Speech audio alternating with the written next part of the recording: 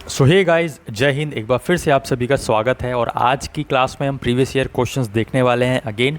और इसमें देखो, आगे शुरुआत में आपको कुछ ऐसे क्वेश्चंस देखने को मिलेंगे जो करंट से रिलेटेड हैं। तो वो करंट से रिलेटेड क्यों मैंने रखा है, क्योंकि अब जैसे उस टाइम पूछा गया था कि रिपब्लिक डे पे कौन आया था चीफ गेस्ट, तो अभी में कौन आया था, अभी रिसेंट में कौन आया था, आपको वो जानना ज़रूरी है। तो वो हमने अपडेट करके बता दिया है। उस समय किसी एक ऑर्गेनाइजेशन का अगर चेयरमैन पूछा गया तो वो कोई और था। तो अभी प्रेजेंट में जो है वो हमने आपके सामने क्वेश्चन बना के रख दिया है, ठीक है। तो इस तरीके से आपका जो करंट का है वो भी पार्ट कवर होगा और इम्पॉर्टेंट है। तो चलिए विदाउट वेस्टिंग टाइम स्टार्ट करते हैं। सभी कॉलेज और यूनिवर्सिटी के एंट्रेंस एग्जाम के लिए आपके लिए जो है ये क्लास यूज़फुल होने वाली है। अगर आपका जीके आ रहा है तो यहाँ पे आपको चीज़ें देखनी चाहिए। और भी अदर जो सब्जेक्ट्स हैं उनकी जो आप प्लेलिस्ट देख पा रहे हो, हर एक सब्जेक्ट की आपको फ्री प्लेलिस्ट मिल रही है। अगर आपको सिलेक्शन चाहिए, अगर आपको लिटरली डेडिकेटेड हो आप अपनी यूनिवर्सिटी कॉलेज में एडमिशन के लिए, तो ये सब्जेक्ट की जो प्लेलिस्ट है ना, इनको छोड़ना नहीं है भाई। चाट चाट के पढ़ना है। जैसे आपकी कोई एक फेवरेट डिश होती है, फेवरेट खाना होता है, बहुत अच्छे से खाते हो ना, फिर थाली एकदम साफ़ कर देते हो ना, वैसे ही यहाँ पे आपको चाट चाट के पढ़ लेना है हर एक क्लास में। छोड़ना नहीं है, एक भी क्लास नहीं छोड़नी है। अगर 239 क्लास आपको जीके की प्लेलिस्ट में दिख रही हैं तो 239 की 239 क्लास आपको देख डालनी है। पूरा पूरा टाइम अपना लगा दो, पूरा झोंक दो आप अपनी तैयारी में खुद को। रिज़ल्ट फिर देखो कैसे नहीं मिलेगा, मेहनत तो करो भाई।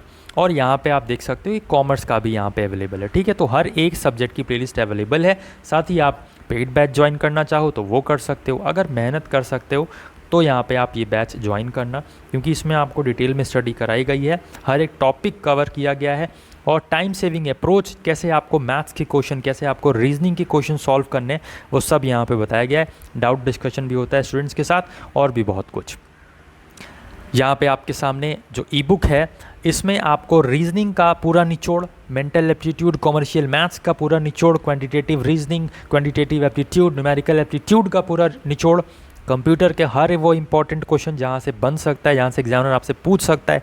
और साथ ही यहाँ पे आपको जो करंट अफेयर्स है का जो ई बुक है वो भी मिल रहा है। और वीडियो के थ्रू आपको सॉल्यूशन दिया जाएगा। कुछ मॉडल पेपर्स, कुछ प्रैक्टिस पेपर आपको देखने को मिलेंगे। जो ये आप 2 वीडियोस देख पा रहे हो, मास्टर वीडियोस, ये आपको देखने को मिलेंगी, जिसमें आपको हर एक क्वेश्चन का सॉल्यूशन मिलेगा, ठीक है। तो ऐसा नहीं है सिर्फ हम ई बुक दे के छोड़ दें, उसमें जो क्वेश्चंस का सॉल्यूशन है वो भी हमने दे रखा है। तो आप इस चीज़ को ले सकते हो, अभी ऑन ऑफ़र है। डिस्क्रिप्शन बॉक्स से आप चीज़ों को देख सकते हो।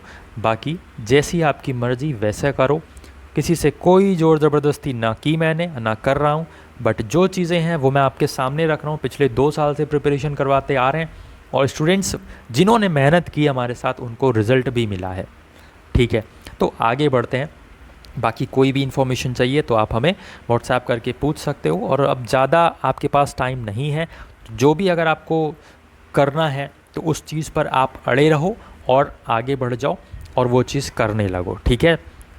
तो हम ये क्वेश्चन आपके सामने रख रहे हैं। देखिए यहाँ पे चीफ गेस्ट इन रिपब्लिक डे 2023 में कौन था, तो ऑप्शन सी अब्दुल फतेह अल सीसी, ये इजिप्ट के हैं, ये भी ध्यान रखना है आपको। ये हमारे चीफ गेस्ट थे।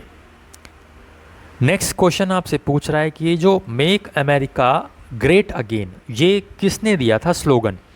तो ये स्लोगन ना अभी जब डोनाल्ड ट्रंप आए थे प्रेसिडेंट, ये जब जो है इन्होंने बोला था, अमेरिका के प्रेसिडेंट, तभी उस समय इन्होंने ये चीज़ बोली थी। तो ध्यान रखना है, डोनाल्ड ट्रंप से ये रिलेटेड है। बाकी बहुत लोग बोलते रहते हैं ये सब चीज़ें, ठीक है। नेक्स्ट क्वेश्चन हम देखते हैं। Bank board bureau of India के जो है चेयरपर्सन या चेयरमैन कौन है। तो आप सभी को पता है कि सर अम्बेडकर जी तो अभी है नहीं, जे थॉमसन भी अभी है नहीं, राजनाथ सिंह जो हैं वो डिफेंस मंत्री हैं।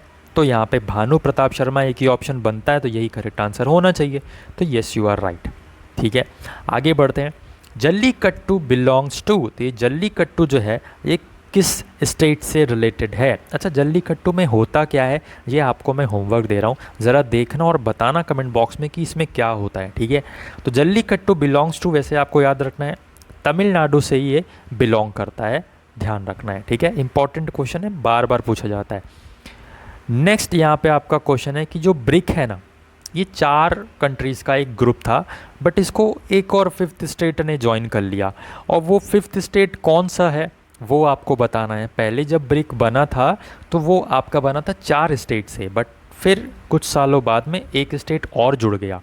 तो वो स्टेट कौन सा था ये बताना है आपको। सभी को पता होगा कि वो है साउथ अफ्रीका, क्योंकि हम क्या बोलते हैं, ब्रिक्स, BRICS।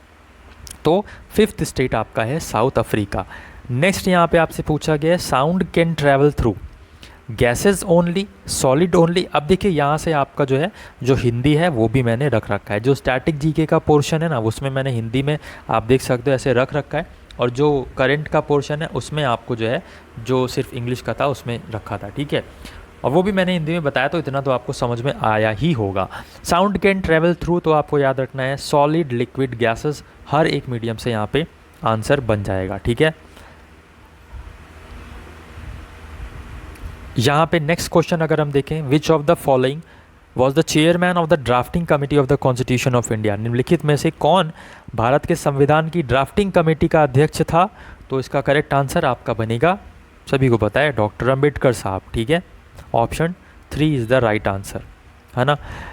नेक्स्ट क्वेश्चन का आंसर पहले ही दिख गया है, बट कोई नहीं, इंपॉर्टेंट क्वेश्चन है। ध्यान रखना कि हमारा जो संविधान है, हमारा जो इंडियन कॉन्स्टिट्यूशन है, उसमें हमारे पास 22 लैंग्वेजेस मेंशन्ड हैं, ठीक है। 22 लैंग्वेजेस दी गई हैं। वर्तमान में कितनी भारतीय भाषाओं को स्थान दिया गया है हमारे भारतीय संविधान में, तो 22 भाषाओं को, ठीक है। अगला क्वेश्चन है आपका कि the term of the president is 5 years. 5 साल का कार्यकाल होता है प्रेसिडेंट का। कब से? जब वो नॉमिनेशन करता है तब से, या इलेक्टेड डिक्लेयर होता है तब से, या जब उसको कोर्ट अपहेल्ड करती है उसका इलेक्शन तब से, या फिर ऑफिस में जब एंटर करता है तब से। तो ऑप्शन सी यहाँ पे सही होगा। जब वो पदभार ग्रहण कर लेता है उस दिन से 5 साल गिने जाते हैं। तो एंटर्स अपॉन हिज ऑफिस, उस टाइम से उस प्रेसिडेंट के 5 साल गिने जाते हैं। क्वेश्चन बड़ा तगड़ा था, याद रखना है, ठीक है। The federal system of India has been borrowed from the constitution of. जो भारत में आपको संघीय व्यवस्था देखने को मिलती है, वो किस देश की या किस कंट्री की संविधान से हमने लिया है, इंडिया ने लिया है। तो ये लिया है हमने ऑप्शन 3, दैट इज़ कनाडा के संविधान से, कॉन्स्टिट्यूशन से, ठीक है। आगे अगर हम देखें तो who founded the communist legal theory. तो कम्युनिस्ट लीगल थ्योरी की बात हो या कम्युनिज्म की बात हो, मार्क्स, कार्ल मार्क्स का नाम आपको याद रखना है। तो option A is the correct answer, Karl Marx and Engels यहाँ पे करेक्ट आंसर बनेगा, ठीक है। Communist legal theory. भाई नेक्स्ट क्वेश्चन की बात करें, ऐसा प्रधानमंत्री, किस प्रधानमंत्री ने अपने शासनकाल में संसद का सामना नहीं किया। तो वो थे आपके चरण सिंह, चौधरी चरण सिंह, नाम याद रखना है। नेक्स्ट क्वेश्चन आपसे पूछ रहा है कि which of the following does not find place in the constitution of India.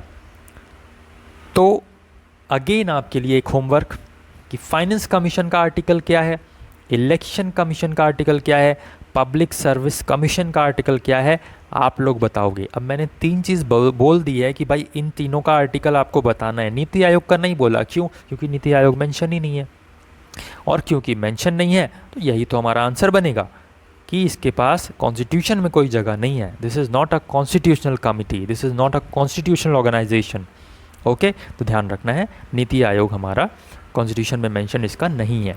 ये क्वेश्चन अच्छा देखो घुमा के पूछा गया है, हमने कई बार करवाया ये क्वेश्चन कि जो सती प्रथा है ना, उसको 1829 में रिमूव करा गया था। तो अब आप और विलियम बेंटिक थे वो जिन्होंने रिमूव किया था। अब यहाँ पे देखो क्या पूछ रहा है कि which of the following steps was taken by the British authorities in India in 1829। British प्राधिकारियों द्वारा भारत में सन 1829 में निम्नलिखित में से कौन सा कदम उठाया गया। तो आप जब फर्स्ट वो पढ़ोगे ना, तभी आपको पता लग जाएगा कि यार 1829 सती प्रथा हटाई गई थी विलियम बेंटिक के समय पे। तो यही आपका करेक्ट आंसर बनेगा, ठीक है। क्वेश्चन मैंने देखा, मैंने कहा यार ये तो बड़ा अजीब सा क्वेश्चन लग रहा है, बट जब ऑप्शन देखा तो मैंने कहा हाँ सती प्रथा तो हटाई गई थी, यही तो आंसर है, यही आपका आंसर बनेगा, ठीक है। तो घबराना नहीं है, जो आपने पढ़ा है उस पर विश्वास रखना है, रिवीजन करना है हर एक चीज़ का, क्वेश्चन को ध्यान से पढ़ना है और ऑप्शंस भी देखने, ठीक है। चारों के चारों ऑप्शंस देखने, तब जाके अपने आंसर्स पे आना है। ऐसे नहीं कि आपने फर्स्ट क्वेश्चन पढ़ा और आंसर मार दिया, गलत हो सकता है, याद रखना है। Which of the following disease is caused by virus and transmitted by mosquito. तो निम्नलिखित में से कौन सा रोग विषाणु के द्वारा होता है तथा मच्छरों से फैलता है। तो करेक्ट आंसर आपका बनेगा मलेरिया भी हो सकता है ये चीज़, ठीक है। यहाँ पे जो आपके ऑप्शंस दिए हैं उसके हिसाब से येलो फीवर करेक्ट ऑप्शन बनेगा, ठीक है। आगे बढ़ते हैं। देखो ये नेक्स्ट क्वेश्चन है, which of the following Harappan sites is known for rice cultivation. तो हड़प्पा केंद्र के निम्नलिखित स्थलों में से कौन धान की खेती के लिए जाना जाता है? तो आपका लोथल करेक्ट ऑप्शन बनेगा, याद रखना है, ठीक है। नेक्स्ट आपका क्वेश्चन है, which of the following tools were used by the people of Mesolithic as. तो जो मेसोलिथिक एज के पीपल्स थे वो यहाँ पे जो छोटे छोटे पत्थर थे ना उससे हथियार बनाते थे, तो स्मॉल स्टोन टूल्स वो बनाते थे जिनको माइक्रोलिथ्स भी बोला जाता है, ठीक है, माइक्रोलिथ्स भी बोला जाता है। तो ऑप्शन सी करेक्ट ऑप्शन यहाँ पे आंसर बनेगा। नेक्स्ट क्वेश्चन, मेगास्थनीज इनकी फेमस बुक इंडिका उसका नाम है, किसके दरबार में आए थे ये? तो चंद्रगुप्त मौर्य के दरबार में आए थे, याद रखना है नाम आपको, ओके। आगे बढ़ते हैं हम। So that's it for today. ये हमने कुछ आज के जो प्रीवियस ईयर क्वेश्चंस थे वो देखे। यहाँ पे आपके सामने दो ऑप्शंस अवेलेबल हैं, आप पेड बैच जो हमारा है वो भी ज्वाइन कर सकते हो और ई बुक जो है वो भी ले सकते हो। डिस्क्रिप्शन बॉक्स में आपको सब चीज़ें मिल जाएंगी, बाकी मैंने ऑलरेडी सब चीज़ें आपको बता दी है, आप अवेयर हो और समझदार हो। तो फैमिली में नहीं हो तो फैमिली को सब्सक्राइब करके बेल बटन ज़रूर दबा दो, क्योंकि आने वाले दिनों में आपको जो क्लासेस मिलेंगी ना उसका नोटिफिकेशन आपको तभी आएगा। और मेक श्योर आप टेलीग्राम ग्रुप भी जरूर ज्वाइन कर लें, क्योंकि वहाँ पे हम छोटे छोटे अपडेट्स ना देते रहते हैं। और शेयर जरूर करें हमारी क्लासेस को, क्योंकि जो क्लासेस हम दे रहे हैं और जो प्लेलिस्ट बना रखी है उसका जो इफ़ेक्ट है, उसका जो रिज़ल्ट है वो आपको तब पता चलेगा जब आप अभी इन दिनों में तैयारी करोगे, जब आप पढ़ोगे हर एक क्लास को और उसको याद रखोगे, और तब जब एंट्रेंस एग्ज़ाम में बैठोगे ना तब मज़ा आएगी। ये नहीं है कि आपने 4 क्लास की और आप सोच रहे हो वो 4 क्लास से हूबहू कंटेंट फंस जाए, तो ऐसा कोई नहीं कर सकता। ऐसा एक ही पर्सन कर सकता है, वो है भगवान, ठीक है। तो भगवान क्या कह रहे हैं कि भाई तू मेहनत कर, तू मेहनत कर, क्वेश्चंस तो फंसेंगे बट तू मेहनत तो कर, तू मेहनत ही नहीं कर रहा है। 4 वीडियोस, 5 वीडियोस, 10 वीडियोस, 20 वीडियोस देखकर कुछ नहीं होगा, कुछ नहीं होगा। हर एक सब्जेक्ट पकड़ के पढ़ना पड़ेगा, हर एक टॉपिक कवर करना पड़ेगा, तब जाके रिज़ल्ट मिलेगा, ऐसे नहीं मिलेगा। अदरवाइज़ ऐसे तो कई सारे स्टूडेंट तैयारी कर रहे हैं जो 10 वीडियोस देख कर जाएंगे, 20 वीडियोस देख कर जाएंगे और बाद में कहेंगे कुछ नहीं आया। भाई कुछ आया नहीं, तुमने पढ़ा नहीं, इसलिए तुम्हें ऐसा लग रहा है। जो पढ़ता है उसको चीज़ें दिखती हैं। और कुछ आप भी अपने एफर्ट्स लगाओ, जो आपने पढ़ा है उनको रिवाइज़ करो, चाहे वो फिज़िक्स, केमिस्ट्री, मैथ्स, चाहे वो आपका कॉमर्स का हो सेक्शन या कोई भी अदर सेक्शन जो भी आपका सिलेबस में आ रहा है। खुद भी टाइम दो, इस तरीके से तैयारी करो, प्रिपरेशन करो, डेफिनेटली आपको रिज़ल्ट मिलेगा, पर मेहनत करो। जय हिंद, जय भारत। मिलते हैं नेक्स्ट क्लास में।